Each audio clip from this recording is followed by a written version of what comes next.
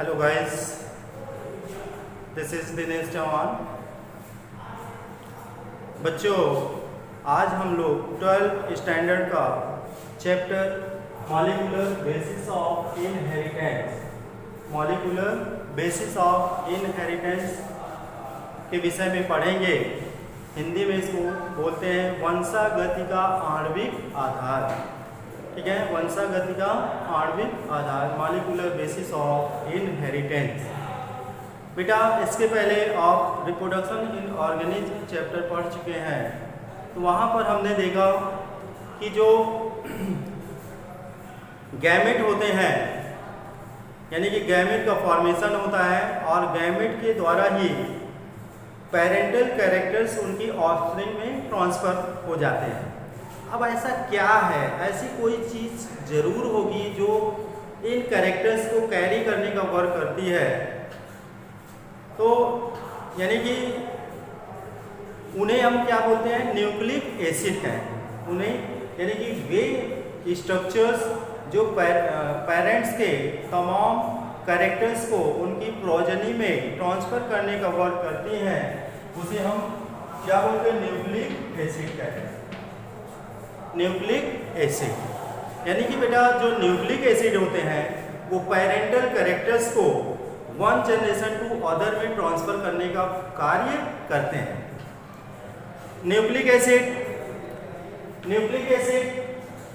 अब इसके डिटेल में चलेंगे। न्यूक्लिक एसिड की डिस्कवरी, यानी कि जो न्यूक्लिक एसिड होते हैं किस फॉर्म में होते हैं, क्रोमैटिन थ्रेड्स फॉर्म में न्यूक्लियस के इनसाइड स्कैटर्ड होते हैं, बिखरे हुए होते हैं। जो न्यूक्लियस होता है वहाँ पर आपने देखा कि क्रोमैटिन थ्रेड्स होते हैं, और क्रोमैटिन थ्रेड्स किसके बने होते हैं, इन्हीं न्यूक्लिक एसिड्स के बने होते हैं, चाहे डीएनए का हो चाहे आरएनए का।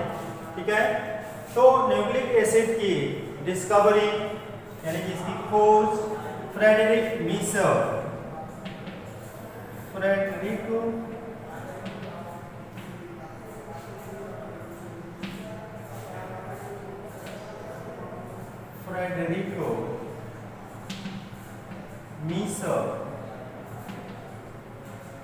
ठीक है, इन फर्स्ट सेल्स, इसमें डिस्कवरी की थी WPC और फर्स्ट सेल्स, और इससे जिस सब्सटेंस को इन्होंने सिंथेसाइज किया था उसे नाम दिया था न्यूक्लिन। ठीक है, तो न्यूक्लिक एसिड की डिस्कवरी फ्रेडरिक मीसर ने किसमें की थी, WBC या फर्स्ट सेल्स में की थी। और इन फर्स्ट सेल्स के न्यूक्लियस से जिस पदार्थ का इन्होंने संश्लेषण किया था उसका नाम इन्होंने न्यूक्लिन दिया था, और फिर बाद में तमाम साइंटिस्टों ने इसी न्यूक्लिन को न्यूक्लिक एसिड कहा था। ठीक है, तो ये न्यूक्लिक एसिड था। अब न्यूक्लिक एसिड जो होता है वो 2 टाइप्स के होते हैं, या तो न्यूक्लिक एसिड, ठीक है। अब न्यूक्लिक एसिड किन किन चीजों से मिलकर के बने होते हैं, ठीक है। न्यूक्लिक एसिड जो होते हैं ये 3 टाइप्स के अणुओं से बने होते हैं, मोल से बने होते हैं। नाइट्रोजनस बेस होते हैं इसमें, नाइट्रोजनस, ठीक है, नाइट्रोजनस बेस होते हैं। फिर फास्फोरिक एसिड होता है, फास्फोरिक एसिड होता है, and third is pentose sugar होती है, पेंटोज शुगर। यानी कि पहली चीज जो होती है उसे नाइट्रोजनस बेसिस कहते हैं, नेक्स्ट फास्फोरिक एसिड, एंड तीसरी चीज जो होती है उसे हम पेंटोज शुगर कहते हैं। ठीक है, अब जो नाइट्रोजनस बेसिस होते हैं वो 5 टाइप्स के होते हैं। एडेनिन, अब इनका स्ट्रक्चर जान लीजिए। एडेनिन में एक 6 कार्बन रिंग होती है, एक इमिडाजोल रिंग होती है। इसमें जो है 1, 3, 7 एंड 9 नंबर पे नाइट्रोजन प्लेस होता है। 1, ये 2 हो गया, 3, 4, 5, 6, यानी कि 1, 3, ठीक है, 1, 3, 6 एंड 7, 9 नंबर पे क्या होता है? नाइट्रोजन होता है। ये स्ट्रक्चर किसका है? एडेनिन का। एडेनिन क्या है? नाइट्रोजनी क्षार है, नाइट्रोजनस बेसिस है। फिर उसके बाद आता है ग्वानिन। इसमें भी वही एक 6 कार्बन रिंग होती है और एक इमिडाजोल रिंग होती है। इसमें 1, 3 एंड 7, 9 नंबर पे नाइट्रोजन प्लेस होता है। ये क्या है भाई? ग्वानिन है। ये स्ट्रक्चर किसका है? ग्वानिन है। फिर उसके बाद आता है हमारा साइटोसिन, ठीक है, साइटोसिन। दिस स्ट्रक्चर किसका है भाई? सी फॉर साइटोसिन, यानी कि एडेनिन, ग्वानिन, साइटोसिन। और ये किसका स्ट्रक्चर है भाई? थायमीन का है। ये थायमीन का स्ट्रक्चर है। और इसमें एक पेंटोज शुगर होती है।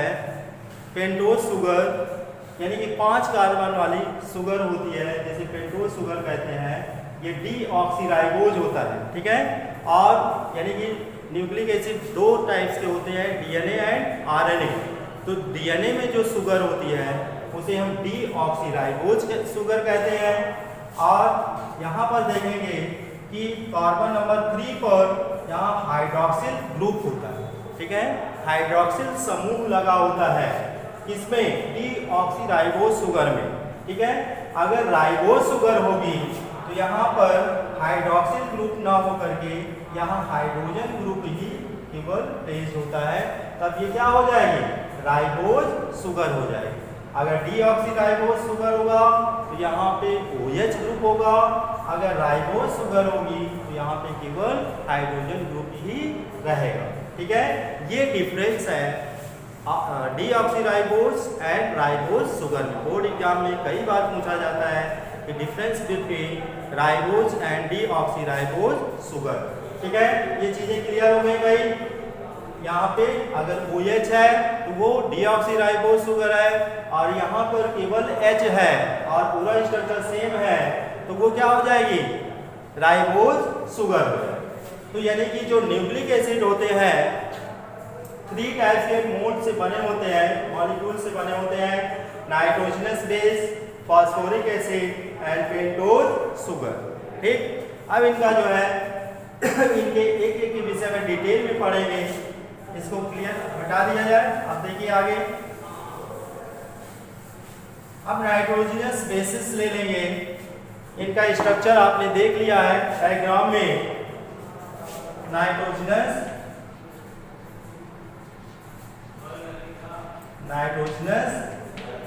बेस, ठीक है।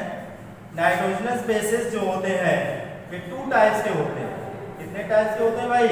2 टाइप्स के होते हैं, जिन्हें प्यूरीन्स एंड पिरिमिडीन्स कहते हैं। पिरिमिडीन्स कहते हैं, ठीक है। प्यूरीन्स बेस जो होते हैं वो एडेनिन एंड ग्वानिन। जो प्यूरीन्स बेस है उन्हें क्या कहेंगे? एडेनिन एंड ग्वानिन, ठीक है। इधर स्ट्रक्चर में देखिएगा, this is adenine and this guanine. ये कैसे बेस है भाई? प्यूरीन्स बेस है। और जो पिरिमिडीन्स बेस होते हैं ये 3 होते हैं, ठीक है, थायमीन, साइटोसिन और यूरेसिल होता है। पिरिमिडीन बेस जो होते हैं न्यूक्लिक एसिड में जो पाए जाते हैं उन्हें हम थायमीन, साइटोसिन और यूरेसिल कहते हैं, ठीक है। अब जैसा कि आप जान चुके हैं कि न्यूक्लिक एसिड 2 टाइप्स का होता है, डीएनए एंड आरएनए। डीएनए का पूरा नाम डीऑक्सीराइबोन्यूक्लिक एसिड, आरएनए का पूरा नाम राइबोन्यूक्लिक एसिड, ठीक है। अब ये जो प्यूरीन्स बेस होते हैं ये दोनों में कॉमन होते हैं, चाहे डीएनए हो चाहे आरएनए हो, उनमें दोनों में प्यूरीन बेस यही होगा, यानी कि adenine and guanine. Purine base दोनों में कॉमन होते हैं। अब जो पिरिमिडीन बेस होते हैं वो इनमें दोनों में अलग अलग होते हैं। यानी कि अगर डीएनए की बात करेंगे हम तो डीएनए में थायमिन और साइटोसिन पिरिमिडीन बेस पाए जाते हैं। ठीक है, डीएनए में जो पिरिमिडीन बेस होंगे थायमिन एंड साइटोसिन होंगे, और अगर आरएनए की बात करेंगे तो आरएनए में जो पिरिमिडीन बेस होंगे वो साइटोसिन एंड यूरेसिल होंगे। सॉरी, यानी कि आरएनए में जो पिरिमिडीन बेस होंगे साइटोसिन यूरेसिल होगा, डीएनए में जो पिरिमिडीन बेस होगा थायमिन और साइटोसिन होगा। ठीक जी, इतना क्लियर हो गया। यानी कि नाइट्रोजनस बेस टू टाइप से होते हैं, purines and pyrimidines. Purines are common both DNA and RNA, that is called adenine and guanine, and pyrimidines are differ both DNA and RNA. In DNA, pyrimidines base are T and C. In RNA, pyrimidines base are C and U. U for uracil. Okay? अब हम लोग next यानी कि nitrogenous base clear हो गया। अब उसके बाद पेंटोज शुगर के विषय में पढ़ेंगे, यानी कि जो दूसरा मॉलिक्यूलर जो दूसरा अणु होता है उसे शुगर कहते हैं। तो जो डीएनए होगा, ये न्यूक्लिक एसिड है, डीएनए है, और ये आरएनए है। तो जो डीएनए होगा उसमें जो शुगर होगी उसे क्या कहेंगे भाई? D oxy ribose. ठीक है, डीएनए में जो शुगर होती है पेंटोज शुगर इसे इसलिए कहते हैं कि इसमें 5 कार्बन होते हैं, 5 कार्बन होते हैं, इसीलिए इसे पेंटोज शुगर कहते हैं। तो जो डीएनए में शुगर होती है उसे हम डीऑक्सीराइबोज शुगर कहेंगे, और जो आरएनए में शुगर होती है उसे हम राइबोज शुगर कहेंगे। ठीक है, और इसका स्ट्रक्चर्स आप इसके पहले देख ही चुके हैं। तो ये दूसरा अणु हो गया, यानी कि एक नाइट्रोजन बेस हो गया, दूसरा शुगर हो गया। ठीक है, अब तीसरी चीज जो होती है उसे हम फास्फोरिक एसिड कहते हैं। क्या कहेंगे? फास्फोरिक एसिड कहेंगे। और फास्फोरिक एसिड जो होता है उसका जो स्ट्रक्चर्स होता है फास्फोरिक एसिड का, वो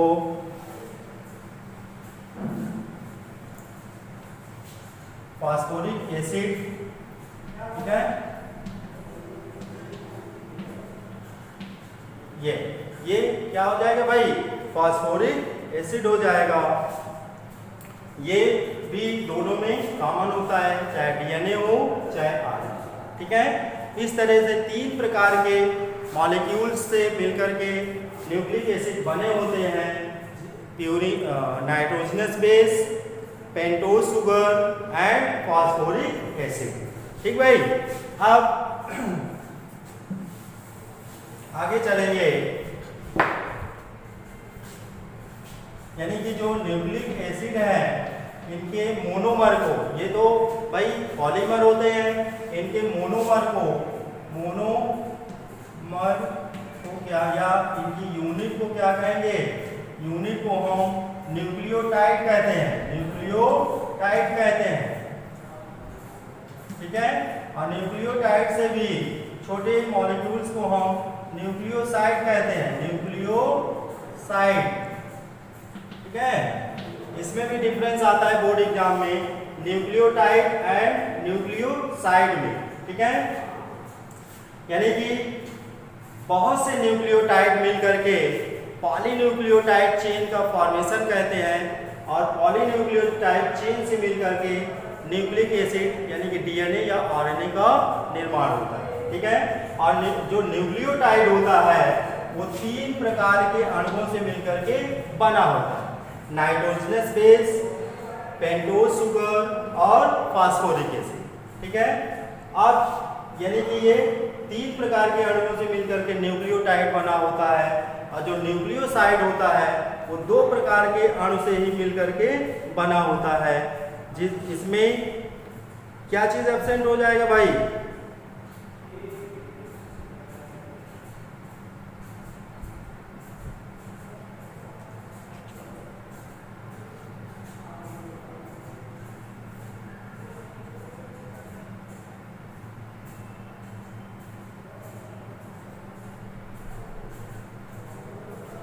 यानी कि यहाँ पे नाइट्रोजनस बेस हो गया, फास्फोरिक एसिड हो गया और शुगर हो गया। यहाँ पर 2 टाइप्स का ये जुड़ेगा अणु, नाइट्रोजनस बेस, नाइट्रोजनी क्षार होंगे और क्या होगा, शुगर होगा। ठीक है, नाइट्रोजनी क्षार और शुगर मिलकर के न्यूक्लियोसाइड बनाते हैं और नाइट्रोजनी बेस, शुगर और फास्फोरिक एसिड मिलकर के क्या बनाते हैं, न्यूक्लियोटाइड बनाते हैं।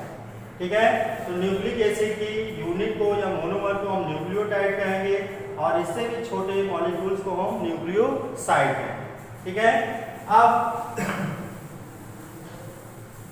अब न्यूक्लिक एसिड का जो पहला टाइप्स है डीएनए। ठीक है, डीएनए यानी कि डीऑक्सीराइबोन्यूक्लिक एसिड, डीएनए का फुल नेम क्या हो जाएगा भाई, डीऑक्सीराइबोन्यूक्लिक एसिड। ठीक है, इसके विषय में पढ़ेंगे। तो अधिकांश यानी कि मोस्टली जो हायर कैटेगरी के ऑर्गेनिज्म होते हैं उसमें डीएनए एक जेनेटिक मटेरियल का वर्क करता है। ठीक है, जेनेटिक मटेरियल का मतलब ये हुआ पेरेंट्स के जो हेरिडिटी कैरेक्टर्स हैं उनको ऑफस्प्रिंग में ट्रांसफर या कैरी करने का जो कार्य करता है वो किसके द्वारा कंप्लीट होता है, डीएनए के द्वारा। ठीक है, अब डीएनए का स्ट्रक्चर्स देखेंगे, यानी कि इसकी यूनिट को हम क्या कहेंगे, न्यूक्लियोटाइड कहेंगे। न्यूक्लियोटाइड भाई वही 3 मॉलिक्यूल से बनेगा। ठीक है, फिर से देख लें, नाइट्रोजनस बेस, शुगर और फास्फोरिक एसिड। नाइट्रोजन बेस में प्यूरिन्स और पिरिमिडिन। प्यूरिन्स कौन कौन से हो जाएंगे, एडेनिन और ग्वानिन। ठीक है, पिरिमिडिन कौन कौन से हो जाएंगे डीएनए में, थायमिन एंड साइटोसिन।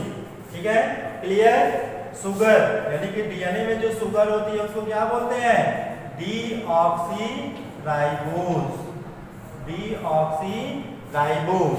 और ये फास्फोरिक एसिड हो गया।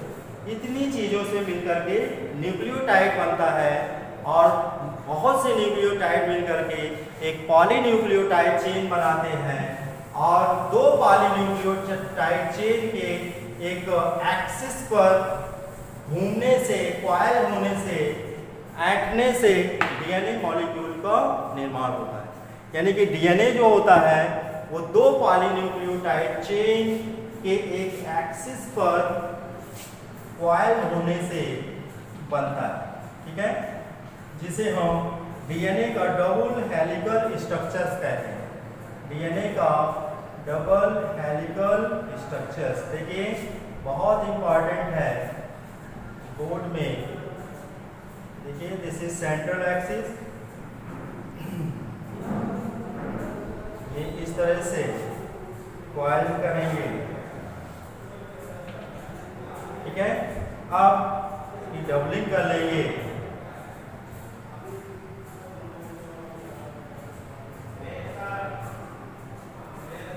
यहाँ से 2 ग्रुप बनते हैं, मेजर ग्रुप, माइनर ग्रुप। ठीक है, दोनों तरफ फॉर्म में कॉइल होगा। ठीक, अब इसकी डबलिंग कर लेंगे, यहाँ से लाएंगे, यहाँ से टर्न कर देंगे। ध्यान से देखिएगा और 2-3 बार जब बनाएंगे तो बनाना सीख जाएंगे। क्योंकि बनने के बाद फिर ये स्ट्रक्चर टिपिकल दिखाई देने लगता है। अभी देख लीजिए, यहाँ से फिर ले आएंगे, इसको डबलिंग कर लेंगे, यहाँ से ले जाएंगे, टर्न कर दीजिए। ठीक है, अब अगर मान लीजिए ब्लू वाला यहाँ पर रिबन ऊपर है, ठीक है, तो यहाँ नीचे चला जाएगा। नीचे के लिए ये मतलब यहाँ से ये हो गया, तो ये यानी कि ये ऊपर था और यहाँ पर नीचे चला गया।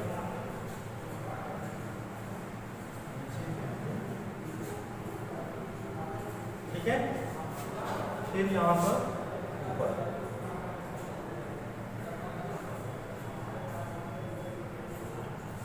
अब देखेंगे वो तीनों जो मॉलिक्यूल्स है कैसे उनका अरेंजमेंट होता है, इस प्रकार से। यानी कि इसके एक रिबन लाइक स्ट्रक्चर को हम पॉलीन्यूक्लियोटाइड चेन कहते हैं, और दो पॉलीन्यूक्लियोटाइड चेन के एक एक्सिस पर कॉइल होने से डीएनए का स्ट्रक्चर बनता है। इसे हम डीएनए का डबल हेलिकल स्ट्रक्चर कहते हैं, डबल हेलिकल स्ट्रक्चर, ठीक है, डीएनए का डबल हेलिकल स्ट्रक्चर कहेंगे। और इस स्ट्रक्चर्स का प्रतिपादन वाटसन, क्रिक एंड विल्किंस नामक वैज्ञानिकों ने किया। तो इसमें कई तरीके से क्वेश्चन आते हैं, डबल हेलिकल स्ट्रक्चर्स या वाटसन क्रिक मॉडल, ठीक है। तो तीन साइंटिस्टों ने मिलकर के जो है इस स्ट्रक्चर्स का आविष्कार किया था, वाटसन, क्रिक एंड विल्किंस, ठीक है। ये डीएनए का डबल हेलिकल स्ट्रक्चर है, अगर ये 3 एंड है तो ये दूसरा वाला इसका ये 5 एंड हो जाएगा, अगर ये 5 एंड है तो ये क्या हो जाएगा भाई, 3 एंड।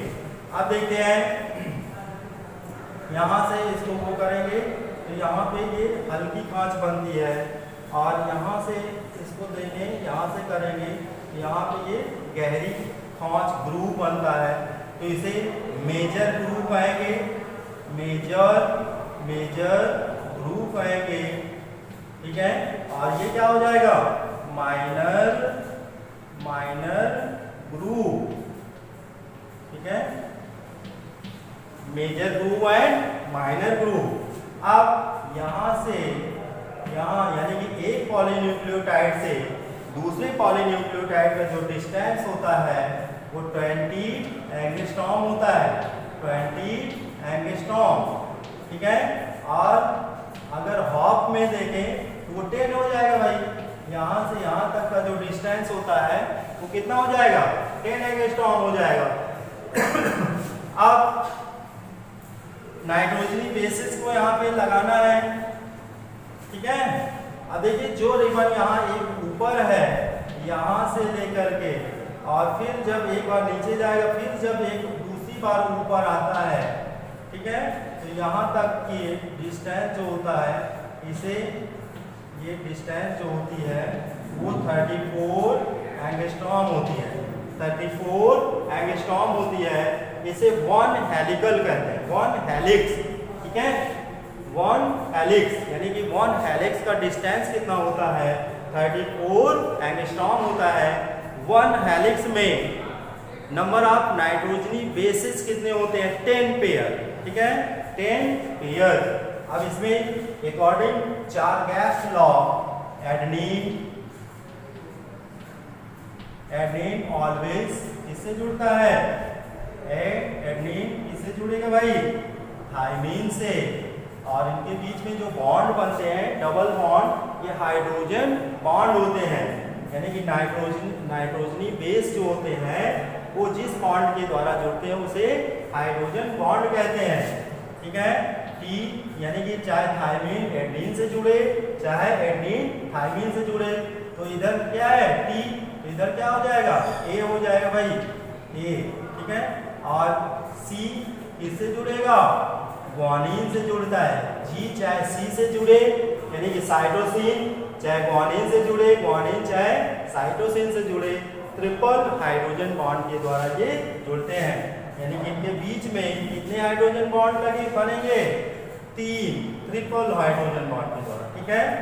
और इस तरह से यहाँ से यहाँ तक में maximum 10 pair of nitrogenous base रह पाते हैं, ठीक है।